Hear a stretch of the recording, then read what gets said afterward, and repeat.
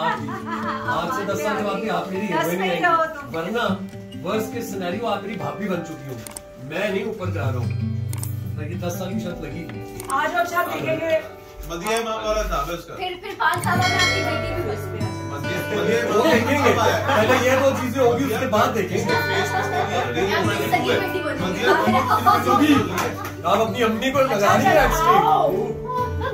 Personal हो गए सारे के सारे। आ जाओ भाई।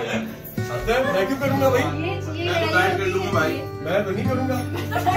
मैं तो फर्ज लाके जरा सिलिकॉन डलवा दूंगा।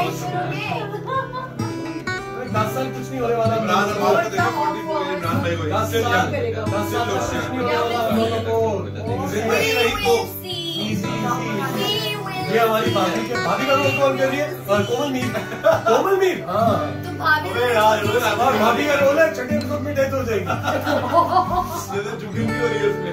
उसके बाद 24 एपिसोड तस्वीर लगी है।